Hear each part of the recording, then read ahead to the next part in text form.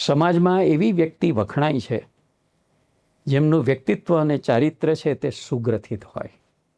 વ્યક્તિ વિચારે કંઈક, બોલે કંઈક અને આચરણ વળી એનાથી કંઈક ત્રીજું જુદું જ કરે. એવી જે વ્યક્તિ હોય છે તેનું વ્યક્તિત્વ વિશૃંખલ કહેવાય. અને એવા વિશૃંખલ વ્યક્તિત્વ અને ચારિત્રવાળી જે વ્યક્તિ છે તે હંમેશા અનાદર અને ઉપેક્ષાને પાત્ર જીવનમાં બનતા હોય છે. પણ જેમના વિચાર, ઉચ્ચાર અને આચારમાં એક વાક્યતા હોય, જે વિચારે તે જ બોલે અને જે બોલે એને અનુરૂપ જ આચરણ કરે, એવી ત્રણેય વાતની અંદર જેમાં એક સૂત્રતા હોય અથવા એક વાક્યતા હોય એવી વ્યક્તિને આપણે સુગ્રથિત વ્યક્તિત્વ અને ચારિત્રવાળી વ્યક્તિ છે તે ગણીએ છીએ.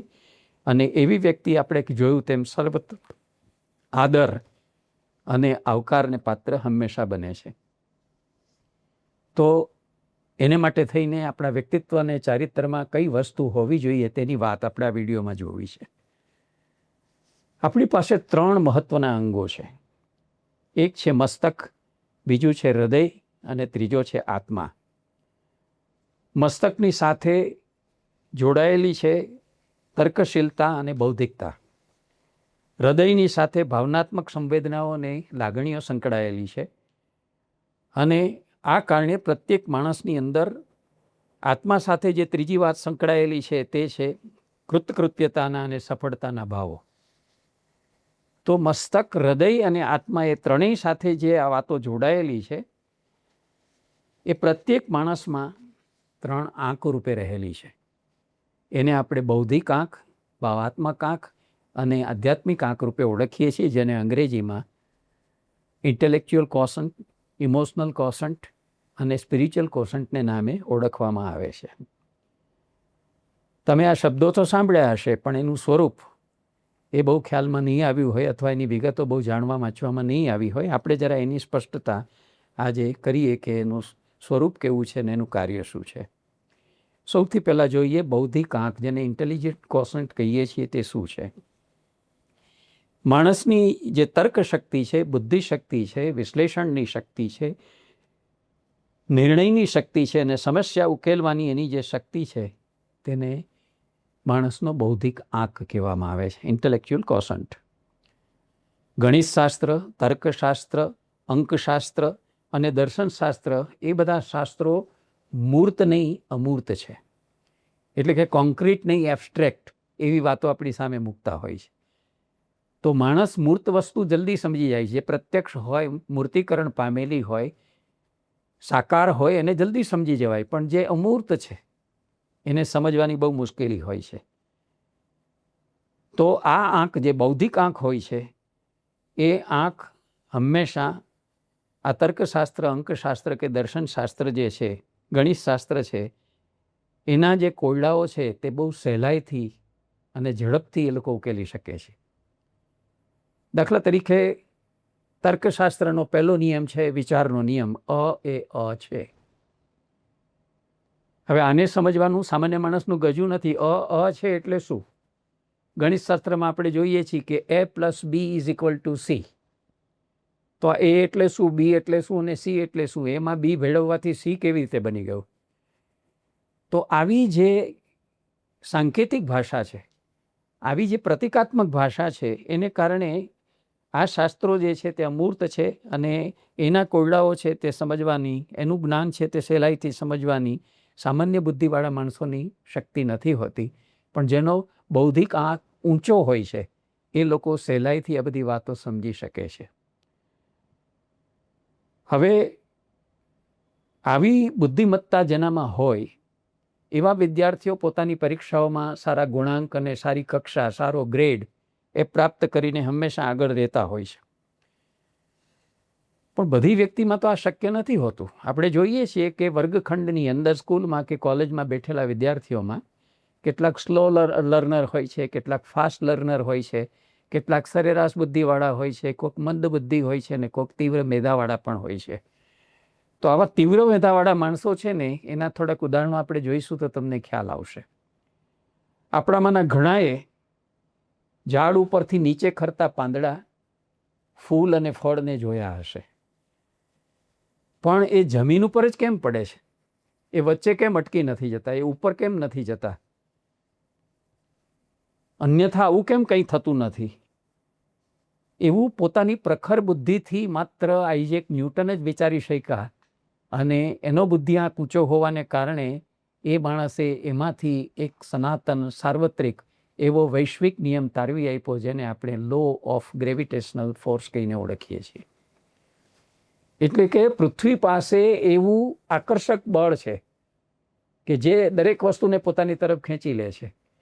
તો આવા ગુરુત્વાકર્ષણનો સિદ્ધાંત સમગ્ર માનવજાતને પોતાના આવા વિશિષ્ટ બુદ્ધિઆંકને કારણે એમણે શોધીને આપ્યો. ઘટના તો સદીઓથી બનતી હતી. આપણે ઉઠીને બેન્ચ ઉપરથી ઉઠીને હનુમાન કૂદકો મારીએ તો આપણે પણ નીચે પડીએ. આપણે બોલ કે પથ્થરો ઉચકી હાથમાં અને જોરથી ઉપર ફંગોળીએ તો એ પણ પાછો નીચે જ આવે. આવું બધું ઘણું આપણે અનુભવીએ છીએ, અને છતાંય આપણો બુદ્ધિઆંક એટલો ઊંચો ન હોવાને કારણે આવો કોઈ નિયમ એની પાછળ કામ કરી રહ્યો છે આપણે શોધી શક્યા નહીં. જે આઇઝેક ન્યૂટન છે તેણે શોધીને માનવજાતને એક બહુમૂલું વૈજ્ઞાનિક સત્ય છે તે આપણી સામે સનાતન સત્ય ખોલી આપ્યું. એવી રીતે સૂર્યના પ્રખર તાપથી, સૂર્ય કિરણોના પ્રખર તાપથી મેટરનું એનર્જીમાં અને એનર્જીનું મેટરમાં કેવી રીતે રૂપાંતર થાય છે એ પોતાની પ્રખર બૌદ્ધિક મેધાને કારણે આઇન્સ્ટાઈને શોધીને બતાવ્યું, અને જગતને પેલું મહાન સૂત્ર આપ્યું, E=mc². એણે સાબિત કરી દેખાડ્યું કે કોઈ વસ્તુનો ક્યારેય સંપૂર્ણ નાશ થતો નથી, કોઈ વસ્તુ નષ્ટ થતી નથી, માત્ર એનું રૂપાંતર થાય છે. સંગઠન અને વિઘટનની પ્રક્રિયા જ મુખ્ય પ્રક્રિયા છે, અને સતત ચાલતી રહે છે. ઉર્જાનું માસમાં એટલે કે પદાર્થમાં કે દ્રવ્યમાં રૂપાંતર થાય છે, અને દ્રવ્યનું ઉર્જામાં રૂપાંતર થતું રહે છે. તો આના આધારે આપણને કેટલા બધા વૈજ્ઞાનિક ખુલાસા છે તે સ્પષ્ટ થઈ ચૂક્યા અને આપણને મળી ચૂક્યા. દાખલા તરીકે જન્મ અને મૃત્યુ એ પણ બીજું કશું જ નથી, સંગઠન અને વિઘટનની જ એક આખી પ્રક્રિયા છે. તો કોઈ પણ વસ્તુ જે છે તે કેવી રીતે રૂપાંતર પામે છે તેની પાછળનો નિયમ, અથવા એવી જ રીતે આખા જગતની અંદર પ્રવર્તિત એવો સાપેક્ષતાનો સિદ્ધાંત, થિયરી ઓફ રિલેટિવિટી અને સ્પેશિયલ રિલેટિવિટી એને શોધી આપી. તો એ એની પ્રખર બુદ્ધિમત્તાને કારણે એને શોધી આપી. આવી વ્યક્તિઓનો બૌદ્ધિક આંક ઘણો બધો ઊંચો હોય છે, અને એ આપણને આવી મોટી શોધ છે તે આપી શકે છે. આવો બૌદ્ધિક આંક છે તે માણસની ડેટા કલેક્શનની, ડેટા એનાલિસિસની, એના યથાયોગ્ય સંગ્રહની અને જરૂર પડે એના ઉપયોગની જે શક્તિ છે તે શક્તિ માણસને આપે છે. આવો બૌદ્ધિક આંક, અથવા જેને આપણે ઇન્ટેલેક્ચ્યુઅલ કોશન્ટ કહીએ છીએ, તે આપણી બૌદ્ધિક ક્ષમતાનો નિર્દેશ કરે છે. આપણામાં કેટલી બૌદ્ધિક ક્ષમતા છે. તર્કપુરસ્સરતા, તર્કપુરસ્સર વિચાર કરવાની શક્તિ, એની સાથે સાથે તરાહનું જ્ઞાન, જુદી જુદી જે ભાતો હોય છે, ડિઝાઇન હોય છે તેનું જ્ઞાન, સ્મૃતિ વગેરે સાધનોની મદદથી એ આપણી ગ્રહણ ક્ષમતા છે તેને વધારવાનું સતત કામ કરે છે. અને બીજી બાજુ એને કારણે જોઈએ છીએ કે આ ક્ષમતા જે છે તે કેવા કામો કરી આપે છે. પહેલું કામ એ કરે છે કે આ બૌદ્ધિક આંક વડે આપણે નવી વાત વિચારી શકીએ છીએ અને જલ્દી શીખી પણ શકીએ છીએ. બીજું, તથ્યોનું પૃથ્થકરણ કરી અને સાર્વત્રિક એવા ધારાધોરણો કે નિયમો, તથ્યો કે રહસ્યો કે ગૃહિતો તારવવાનું કામ આપણે કરી શકીએ છીએ. અને ત્રીજી જે વાત છે તે છે કે આ ક્ષમતા જે છે તે જટિલ અને સંકુલ એવા જે વિષયો છે જે સમજવામાં ઘણા બધા મુશ્કેલ હોય એને ઉકેલવામાં આપણને મદદ કરે છે. દાખલા તરીકે આપણે સંરક્ષણના ક્ષેત્રની અંદર રણનીતિ ઘડવી પડતી હોય છે, વ્યૂહરચના કરવી પડતી હોય છે, જેને આપણે સ્ટ્રેટેજી કહીએ છીએ. વેપાર, ઉદ્યોગ અને ધંધામાં પણ સફળ થવા માટે કેટલીક સ્ટ્રેટેજીસનો ઉપયોગ કરવો પડે છે. સેલ વધારવું હોય, પ્રોડક્શન વધારવું હોય, અથવા તો પોતાની શાખ આબરૂ છે તે વધારવી હોય તો એની સ્ટ્રેટેજી એ દાખલ કરવી પડે છે. બીજી બાજુ વાતને ગુપ્ત રાખવી હોય તો એનું કોડિંગ કરવું પડે છે. તો આ કોડિંગ કરવાની પ્રક્રિયામાં, એનું સંકેતોમાં રૂપાંતર કરવામાં, અથવા તો એની રણનીતિ કે વ્યૂહરચના, એની સ્ટ્રેટેજી ઘડવાની અંદર પણ આ બૌદ્ધિક આંક છે તે આપણને ખૂબ મદદરૂપ થાય છે. એટલે આ બૌદ્ધિક આંખ જેને આપણે કહીએ છીએ, ઇન્ટેલેક્ચ્યુઅલ કોશન્ટ જેને આપણે કહીએ છીએ, તે એકેડેમિક મેટર્સમાં, ટેકનિકલ મેટર્સમાં અને રિસર્ચ બેઝ જેટલી એક્ટિવિટીઝ છે એ બધી કાર્ય પ્રવૃત્તિઓમાં પાયાની ભૂમિકા છે તે ભજવે છે. એટલે જીવનમાં એની જરૂરિયાત ઘણી બધી હોય છે. બીજો જે આંખ, એને આપણે ભાવાત્મક આંખ કહીએ છીએ, જેને અંગ્રેજીમાં ઇમોશનલ કોશન્ટ કહે છે. માણસની પોતાની ભાવસંવેદનાઓ અને લાગણીઓ પરત્વેની જે સભાનતા હોય છે એનું એ કેવી રીતે વ્યવસ્થાપન કરે કે પ્રબંધન કરે છે, એવી જે શક્તિઓ માણસની અંદર પડેલી છે તેને આપણે ભાવાત્મક આંખ અથવા તો ઇમોશનલ કોશન્ટ કહીએ છીએ.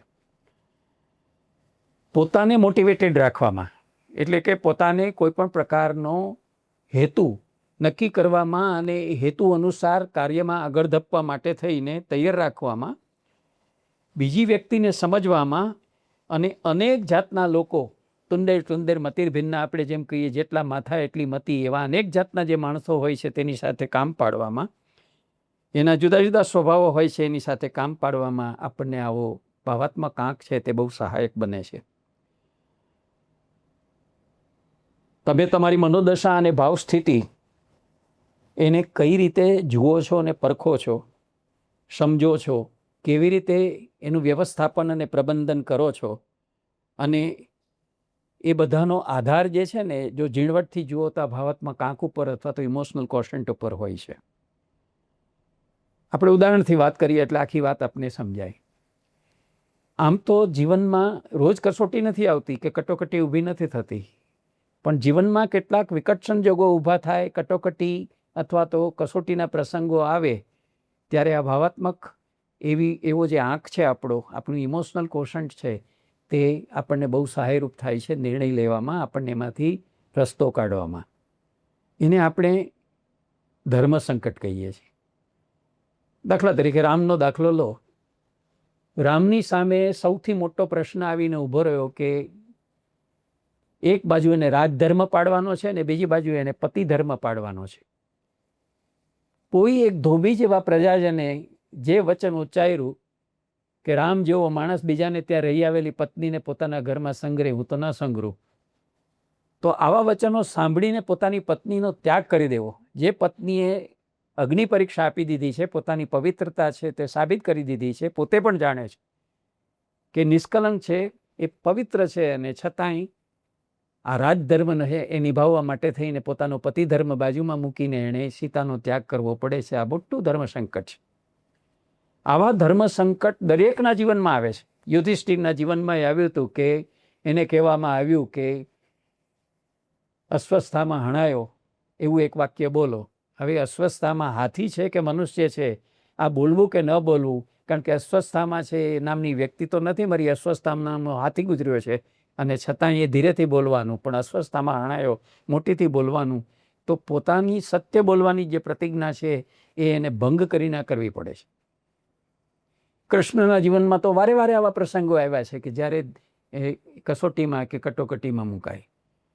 પોતે નિશસ્ત્ર રહેશે લડાઈમાં, નિષ્પક્ષ નહીં રહે, પાંડવોનો પક્ષ ખુલ્લમ ખુલ્લા લીધો, પણ પોતે શસ્ત્ર હાથમાં નહીં ઉઠાવી પ્રતિજ્ઞાનો ભંગ.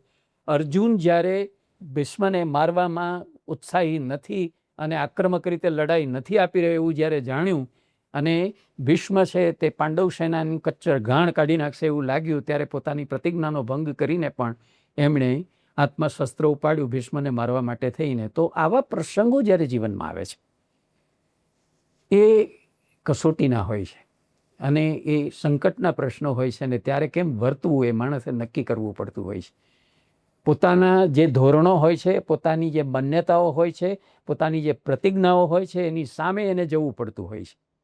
આપણે એક બીજું ઉદાહરણ લઈએ, તેનાથી પણ તમને ખ્યાલ આવશે કે એક નાનકડા ગામનું રેલવે સ્ટેશન છે.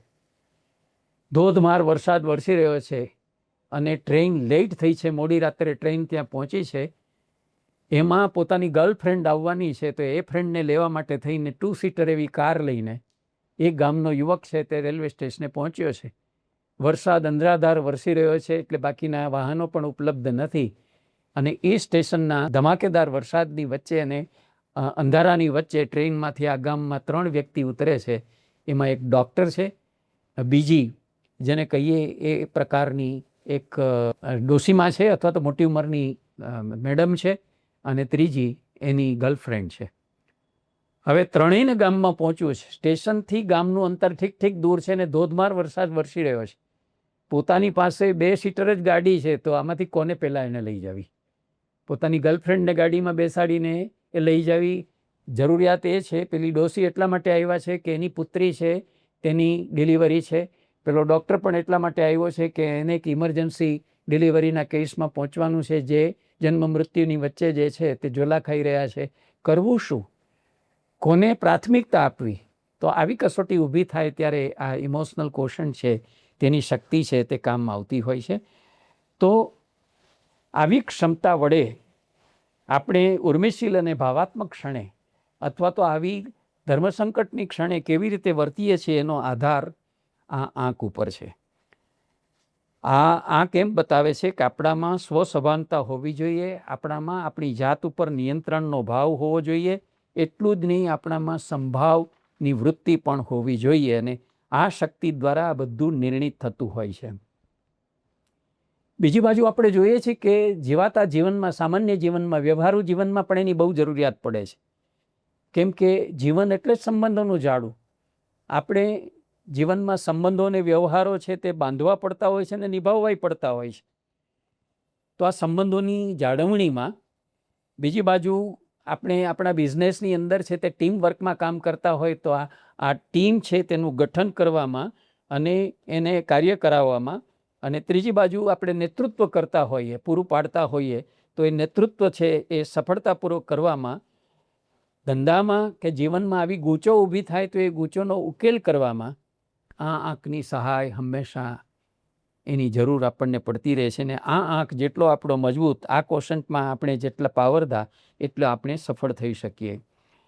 તો માનવના મન, બુદ્ધિ અને ચિત્તમાં ઉઠતા જે તાણ, તણાવ અને સંઘર્ષો છે, જે ઉચાટ ઊભા થાય છે, એનું અસરકારક પ્રબંધન અથવા એનું વ્યવસ્થાપન આ આંક દ્વારા છે એ કરી શકવાનું શક્ય બને. આ આંક જેમાં વધારે હોય એવી વ્યક્તિ હંમેશા માનસિક રીતે વધુ સરળ, વધુ સ્થિર અને વધુ સ્વસ્થ કે હળવી રહી શકે છે. માણસ પોતાના લગ્ન જીવનની અંદર પણ, પારિવારિક જીવનમાં અને સંબંધોમાં પણ, પોતાની નોકરીમાં અને પોતાનું નેતૃત્વ જેમાં હોય તેની અંદર પણ આ આંક છે તે બહુ મહત્ત્વની ભૂમિકા પૂરી પાડે છે. એટલે આ આંકની પોતાની શક્તિ વધારવાની, ક્ષમતા વધારવાનો સૌએ પ્રયત્ન કરવો જોઈએ. આવો ઉચ્ચ બૌદ્ધિક આંક જે લોકો ધરાવતા હોય, હાઈ આઈક્યુ, એવી ક્વોલિટી ધરાવતી વ્યક્તિ પણ આ ભાવાત્મક આંક એટલે કે આ ઇમોશનલ ક્વોશન્ટ વગર હંમેશા નબળી પડે. તમારો આઈક્યુ ગમે એટલો ઊંચો હોય, પણ તમારો ઇક્યુ જો નબળો હોય તો પણ તમારા આઈક્યુ દ્વારા તમે એકલા સફળ ન થઈ શકો. એને આ ઇક્યુની, ઇમોશનલ ક્વોશન્ટની સહાય એટલી જરૂર પડે છે. ને એટલા માટે જ મોટી કોર્પોરેટ કંપનીઓ છે તે આઈક્યુ કરતાં ઇક્યુ ધરાવતી વ્યક્તિને જોબમાં પ્રાથમિકતા આપે છે, કે જેનું ઇમોશનલ ક્વોશન્ટ વધારે પાવરફુલ, એવી વ્યક્તિને લોકો પ્રાયોરિટી આપે છે સિલેક્શનમાં. ત્રીજો આંક છે જેને આપણે આધ્યાત્મિક આંક કહીએ છીએ, જેને અંગ્રેજીમાં સ્પિરિચ્યુઅલ ક્વોશન્ટ કહે છે. એનો સંબંધ બુદ્ધિ કે હૃદયની સાથે નથી, એનો સંબંધ માણસના આત્મા સાથે છે. એટલે કે વ્યક્તિ આત્મસભાન થઈ પોતાના જીવનના આદર્શો, આચારો, મૂલ્યો, પરંપરાઓ એ બધાને સ્વીકારીને પોતાની નૈતિકતા અને એની સાથે સાથે પોતાની ધાર્મિકતાનું સંવર્ધન કરે છે. પોતાના જીવનમાં મૈત્રી, કરુણા, મુદિતા અને ઉપેક્ષા, ક્ષમા, પ્રાર્થના એવી જે ભાવનાઓ છે એ ધારણ કરીને અહંકાર રહિત થઈ શકે છે. અને એની સાથે સાથે એ ઈર્ષા અદેખાઈમાંથી, એટલે આપણે જોવાનું એ છે કે ઘણીવાર એવું બને છે આપણા જીવનની અંદર કે આપણા કરતાં કોઈ આગળ નીકળી જાય તો આપણને એની અદેખાઈ આવે છે, આપણને એની ઈર્ષા થાય છે. પણ આવો આધ્યાત્મિક આંક જેનામાં ઊંચો હશે એવી વ્યક્તિ છે તે ક્યારેય આવી રીતે પ્રેરાશે નહીં. એ કોઈની અદેખાઈ નહીં કરે, કોઈની ઈર્ષા નહીં કરે, એનાથી દોરાતા પ્રેરાતા નથી. હંમેશા ગમે એવી પડકારજનક કે મુશ્કેલ પરિસ્થિતિમાં પણ એ પોતાની પ્રામાણિકતા અને વફાદારીને વળગીને રહે છે અને અન્યની સફળતા અને પ્રગતિમાં એ ક્યારેય ઈર્ષાને દેખાય છે તેનાથી પ્રેરાતા નથી. આવો જે આધ્યાત્મિક આંખ છે તે જીવનનો હેતુ, જીવનનું લક્ષ્ય એ નક્કી કરીને પોતાને કઈ રીતે જીવવું છે તેની દિશાનું આપણને પ્રદાન કરે છે. જીવનમાં એને નૈતિક, મૂલ્ય આધારિત અને સાચા નિર્ણયો લેવા માટે થઈને સહાયરૂપ ભૂમિકા પૂરી પાડે છે. એના જીવનમાં જે આંતરિક સંતોષ અને શાંતિનું નિર્માણ છે એ થાય છે તે આ આંખ દ્વારા થાય છે. એટલે આઈક્યુ અને ઇક્યુથી જીવનમાં સફળતા મળે, પણ એસક્યુ જે એક એવો આંક છે કે જેનાથી જીવનમાં સાર્થકતા મળે. તો જીવનમાં સફળતા અને સિદ્ધિ પ્રાપ્ત કરવા માટે માત્ર ઊંચો બૌદ્ધિક આંક એટલે કે કેવળ આઈક્યુ એ પૂરતો નથી. જીવનમાં સાચી સફળતા અને સાર્થકતા એનો અનુભવ પ્રાપ્ત કરવા માટે થઈને આઈક્યુ ઉપરાંત ઇક્યુ અને એસક્યુ એ ત્રણેયનું યથોચિત સમન્વય આપણા જીવનમાં હોવો જરૂરી છે. જો ટૂંકમાં આપણે વાત કરીએ તો બૌદ્ધિક આંકનો સંબંધ માણસની બુદ્ધિ, વિચાર શક્તિની સાથે છે. ભાવાત્મક આંકનો સંબંધ જે છે તે મનુષ્ય હૃદયની લાગણીઓ તેમજ માનવ સંબંધો અને વ્યવહારો સાથે છે. અને આધ્યાત્મિક એ આંકનો સંબંધ જીવનના અર્થ, લક્ષ્ય અને સાર્થકતા સાથે છે. જો ઉદાહરણો આપીને સૂત્રાત્મક રીતે વાત કરવી હોય તો એમ કહેવાય કે આઈક્યુ વ્યક્તિએ શું કરવું તે શીખવે છે, ઇક્યુ એ કેવી રીતે કરવું તે શીખવે છે, અને જે એસક્યુ છે તે શા માટે કરવું તેનો ખ્યાલ આપે છે. બીજી રીતે કહીએ તો જે આઈક્યુ છે એ વ્યક્તિને ખુરશી અપાવે, ઇક્યુ છે તે મળેલી ખુરશીને ટકાવી રાખે, અને એસક્યુ છે તે ખુરશીમાં બેસવા માટે પોતે લાયક છે કે નહીં અથવા પોતે બેસી શકશે કે નહીં તેનું જ્ઞાન આપે. તો મનુષ્ય જીવનની અંદર આવા આઈક્યુ, એસક્યુ અને ઇક્યુ એ ત્રણેયની આવશ્યકતા, ત્રણેયનું સમન્વય હોવો જોઈએ. એ ત્રણે ત્રણ આંક જો સપ્રમાણ હોય છે તો આપણા જીવનમાં એક સુગ્રથિત એવા વ્યક્તિત્વ અને ચારિત્રનું ઘડતર થાય છે. તે આટલી વાત ઉપરથી સમજાયું હશે.